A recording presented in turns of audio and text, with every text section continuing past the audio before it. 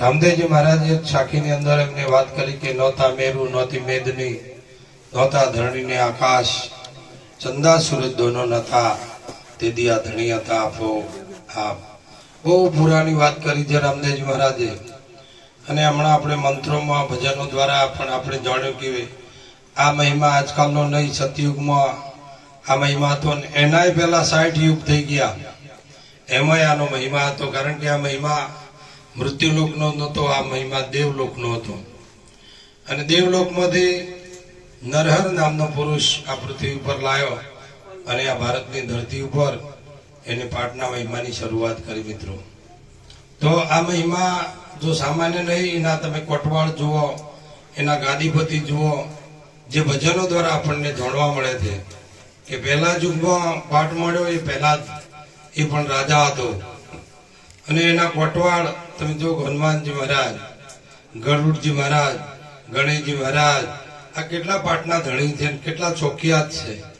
તો આ પાઠનો મહિમા આ મહાપુરુષોએ સ્વીકાર કર્યો હોય અને એના ગુણગાન ગાયા હોય તો આપણે ગાવા પડે મિત્રો। એટલે આ મહિમા આદિ અનાદિનો અને સુખી માણસો કરી શકતા, આ ગરીબ માણસો ના કરી શકતા, પણ આ કળિયુગમાં રામદેવજી મહારાજની મોટી કૃપા છે, અસીમ કૃપા છે।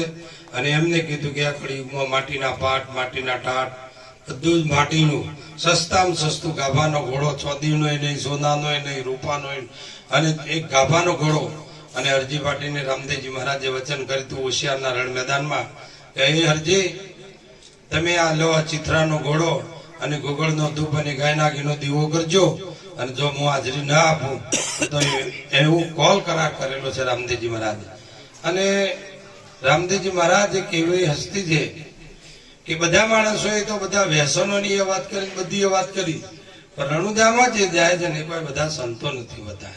પગપાળા જતા હોય ને તો કોઈના કોઈ રૂપમાં ભલે દારૂ પી ગયેલો હોય ને ભૂલો પડ્યો હોય તો એને સીધા ઉપર રસ્તા પર લાવવા વાળો, અને એ રણના મેદાનમાં ગમે તે રીતે પરચો આપીને પણ તમને સીધા માર્ગે દોરે કે ભાઈ તમારે ક્યાં જવું છે, તો રામદેવડા જવું છે, તો એને રસ્તો બતાવે। આજે પણ એવા અનેક પરચાઓ આપી અને રામદેવજી મહારાજ પોતાનું જીવન પૂરું કર્યું હતું। પણ રામદેવજી મહારાજે એક સુંદર વાત કરી છે હરજી પાટીને કે હરજી, મારે તમને પૂછવું છે કે તમે પરણેલા છો કુંવારા, જો દુનિયા આખી રણુજામાં હું માગવા જાય છે કે કોઈ છોકરા માગે, કોઈ લાડી માગે, કોઈ પાડી માગે, કોઈને કોઈ મનની ઈચ્છાઓ લઈ અને રામદેવડામાં બીજ ભરતા હોય છે, કોઈને કોઈ ઈચ્છાઓ। પણ ભગવાન કૃષ્ણએ અર્જુનજીને વાત કરી છે કે અર્જુન, પહેલું તો નિષ્કામ થઈ જા। જ્યારે તમે રણુજા જાઓ, રામાપીરના શરણમાં જાઓ, ત્યારે નિષ્કામ બનીને જાઓ, કોઈ પણ કામના નહીં, કોઈ પણ વસ્તુ માગવી નહીં। અને અર્જુન, તું નિસ્વાર્થ બની જા, નિષ્કામ અને નિસ્વાર્થ। તું સ્વાર્થ લઈને અહીંયા આવે ને તો મેળ નહીં પડે। ભગવાન છે ને નાની મોટી તમને ચીજો આપશે, પણ હરજી પાટીએ માગ્યું છે ને એ તો કોક વીર પુરુષોને આપે છે। અર્જુન, તને જે હું વાત કરું છું ને એ તો કોઈ કરોડોમાં એકાદ માણસ, કરોડોમાં, બહુ લોભી સંખ્યા છે। અને એટલા માટે રૂપાદે તોડલદે ને એક સાખીની અંદર પણ એમને કીધું છે કે દેશ ફરી પરદેશ ફરી મને સંત મળ્યા અપાર, પણ જેના દીઠે મારા નયન ઠર્યા એ સંતના પડ્યા દુકાળ। ટોળે ટોળા હતા, ટોળે ટોળા, આવું કેમ બોલવું પડ્યું એને કે આ સંતોના પડ્યા દુકાળ। આજે ટોળે ટોળો છે, એ દાડા ટોળે ટોળો હતો, તોય કીધું કે ભાઈ સંતના પડ્યા દુકાળ। તો એ દુકાળ ન હોય એ દાડ સંતો કેવા હશે, કેવા હશે? તો હરજી પાટીને રામદેવજી મહારાજ કીધું કે હરજી, તું વાત જે કરે છે બરાબર છે, પણ મારે તને પૂછવું છે, તું પરણેલો છે કુંવારો છે? કે ના, હું કુંવારો છું। તો તું પરણી જા। એટલે જો પહેલો ફંદો ભગવાન પહેલો આ તમારો ટેસ્ટ કરે કે જા તું પરણી જા। પરણ્યું ખરું, પણ બાજી મારે તો રહેવા ઘર નહીં, તો કે ઘર કરી આપ્યું। નું ગઈ આવે ને કટલો માગે તો કે એ લઈ આપ્યું, સોના ચાંદી રૂપો જે દાગીના માગે હું લઈ આપીશ, ઘર માગે તોય આપીશ, કપડો માગે તો, તું જે માગે ને એ હું તને આપીશ। જો એ આલવા ગયો છે પણ પેલો લેતો નથી કે પ્રભુ આ ભલામાં મને નમત નાખો, મારે આવું નહીં જોઈતું, તો તારે શું જોઈએ કે મને ભક્તિ આપો, મારે તો ભક્તિ કરવી છે। એ હોશિયારના રણ મેદાનમાં રામદેવજી મહારાજના 200 વર્ષ પછી હરજી પાટીનો જન્મ થયેલો। હોશિયારના રણ મેદાનમાં પંડિતોની ઢોણી કરીને ગામ છે, ત્યાં હરજી પાટીનો જન્મ થયેલો। અને એ રણની અંદર આજે તમે ત્યાં જાઓ ને ત્યાં એ પંડિતોની ઢાણીમાં રાત રહેવાની વ્યવસ્થા છે. જે રામદેવજી મહારાજે જે પાટની પૂજાપો આપ્યો તો કળશ ને વેર દંડો ને બધું આપેલું દોરીને બધું એ આજે એ વસ્તુઓ દ્વારા જે એરિયાની અંદર પાઠ થાય છે. મેં જાતે જોયેલું છે એટલે હું તમને વાત કરું કે એ રામદેવજી મહારાજે હરજી પાટીને પાટનો પૂજાપો આપેલો. પણ એ જે માગે છે ને હરજી પાટી એનાથી ભગવાન એને દોંડો દોરે છે. તો આ જગતની માયા માગ ને આમાં શું માગે છે કે ના પ્રભુ મારે એ નથી જોઈતું, તમારે મને આપવું હોય ને તો મને ભક્તિ આપો. જો ભક્તિ આપો, દુનિયાની કોઈ વસ્તુ એને ના માગે. અને આપણે બધા રણજામાં આ દુનિયામાં જે પૈસેથી મળે ને એ વસ્તુઓ માંગવા માટે આપણે જઈએ છીએ. એટલે હરજી પાટીએ કીધું કે પ્રભુ મને ભક્તિ આપો. એટલે રામદેવજી મહારાજ સીધો પ્રશ્ન કરે છે કે ભક્તિ કરવી હોય ને તો હરજી અગમ ભેદ જાણવો પડે. તો ભક્તિ જેની વાત ચાલી રહી છે છતાં રામદેવજી મહારાજ શું કે છે અગમ ભેદ જાણો. તો અગમ શું વસ્તુ છે? આ તે અગમ ભેદ ને જાણવાની તું અગમ ભેદ જાણ. પછી કે છે ધર્મ છે જૂનો નિધાર પંથા કે મોટા મુનિવર થઈને તમે માનો. જતી રે સતીનો હરજી તમે મરમ જાણો. આ દેહની અંદર એક જતી અને સતી નામના વ્યક્તિઓ છે. જતી પુરુષ કોણ છે, સતી પુરુષ કોણ છે? આ બે છે કોણ?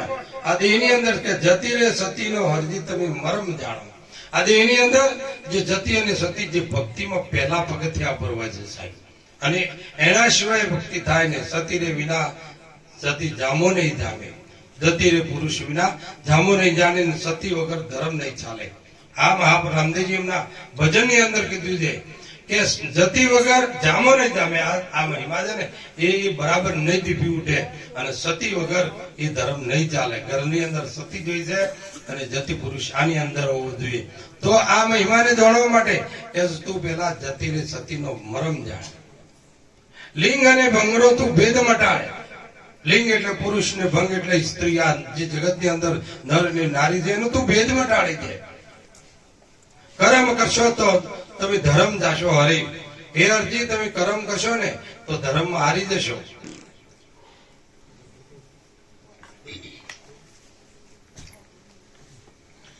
તો રામદેવજી મહારાજે આ વાત કરી છે હરજી પાટીને. તો આપણે આ જાણવાનો પ્રયત્ન ના કરવો જોઈએ. આ દેહની અંદર 21,600 શ્વાસ ચાલે છે. એને કોણ એમાં આ શું વસ્તુ છે? મહાપુરુષો બહુ એકદમ આપણને નિકટ લાવી અને વસ્તુ તરફ લઈ જવાનો પ્રયત્ન કરે છે. સત્પુરુષ કબીર સાહેબ કહે છે મુझको काहे ढूंढत बंदा मैं तो तेरे पास हूँ, नहीं मैं मंदिर में नहीं मैं मस्जिद में, मैं तो हूँ तेरे श्वासों की श्वास में. ये સત્પુરુષ કબીર સાહેબ કહે છે કે મને ત્યાં તું ક્યાં હોદે છે, ક્યાં ક્યાં હોદે છે, પણ તારા નજીકમાં નજીક હોય ને તું તારા શ્વાસની અંદર છું. આ શ્વાસનું મૂલ્ય તમે એના પ્રત્યે લક્ષ્ય આપશો ને તો સમજાશે કે આ શ્વાસ શું વસ્તુ છે.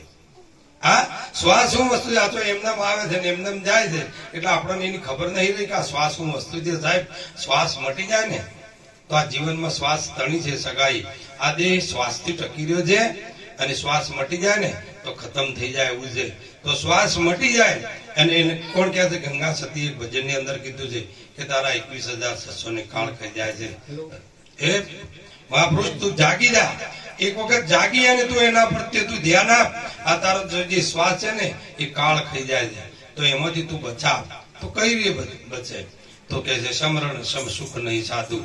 જે શ્વાસ જાય સ્મરણ में, જે શ્વાસ આપણો કરો ને એ સ્મરણમાં જાય તો આ શ્વાસ કાળના મુખમાં નહીં પણ તમારો લેખિત હશે સાહેબ. એટલે કબીર સાહેબ મેં કહે છે ને કે કહેના સો કહે દિયા ઓર બજા કે ઢોલ. ઢોલ વગાડીને કે હું કહું છું તું તારું તારા તરફ ધ્યાન આપ. જો જેસણ ને તોડલ ને બેના સંવાદમાં આપણને એ શીખવા મળે છે